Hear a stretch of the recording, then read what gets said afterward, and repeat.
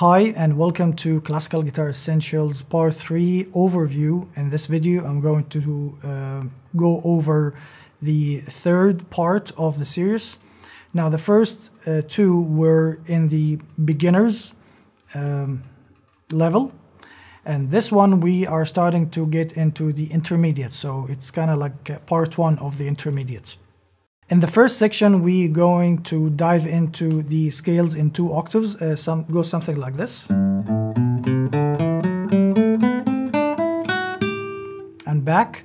And we get to know the notes of the 6 strings, like not just the E, F, and G, but the notes in between, the F sharp, the G sharp, the A sharp, and so on.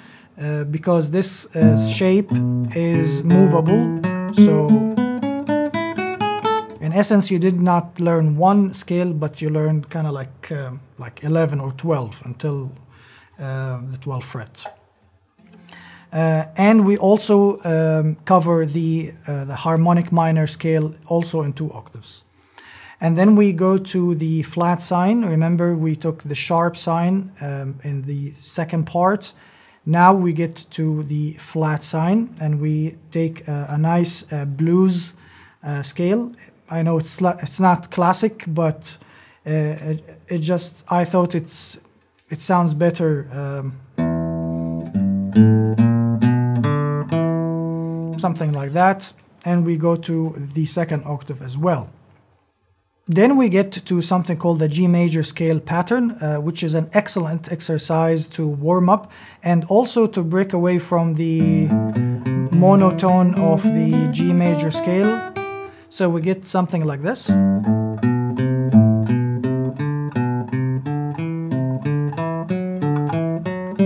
And so on. An excellent exercise to build stamina and speed in your left hand. And also you get the idea. The next section we kind of review the dotted quarter notes, something we covered in the first part, just to refresh your memory of this rhythm, because it's a key rhythm.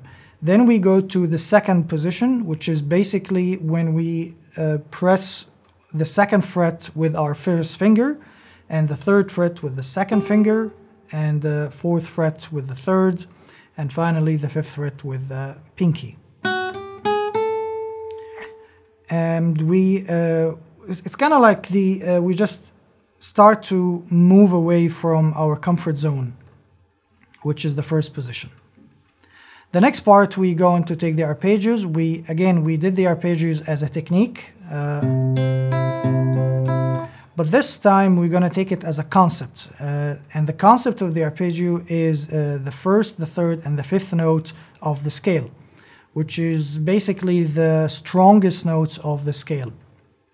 And they come a lot in not just the classical guitar, in any type of music.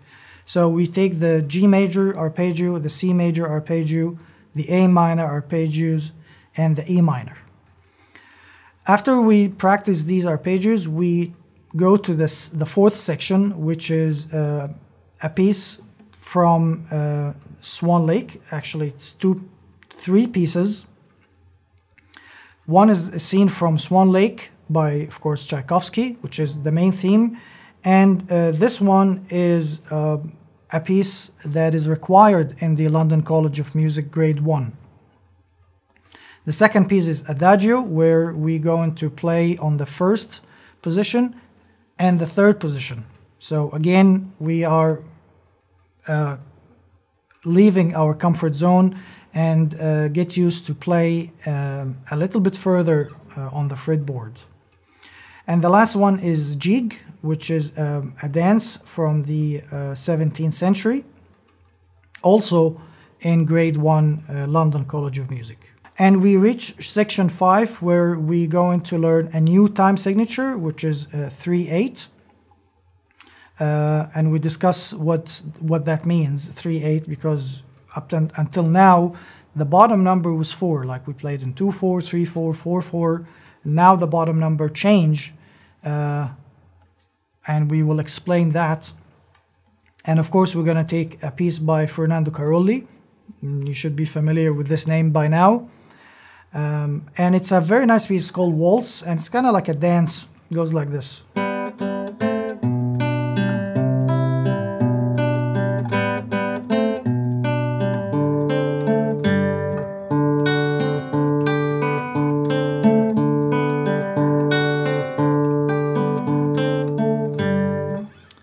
Something like that. Something just light, just to get used to the new time signature.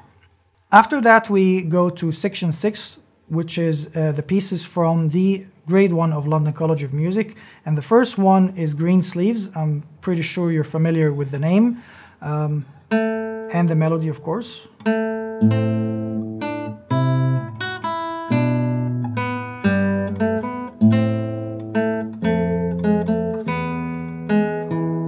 Of course, this is one of many variations. There's a lot of arrangements for Green Sleeve. This is just one of them. And the second one and the last piece in this course is going to be Andante by this time a Spanish composer. His name is Fernando Sor. Fernando Sor is very well known in the world of classical guitar as the Beethoven of guitar. And this will be kind of like your debut for Fernando Sor. Something like this.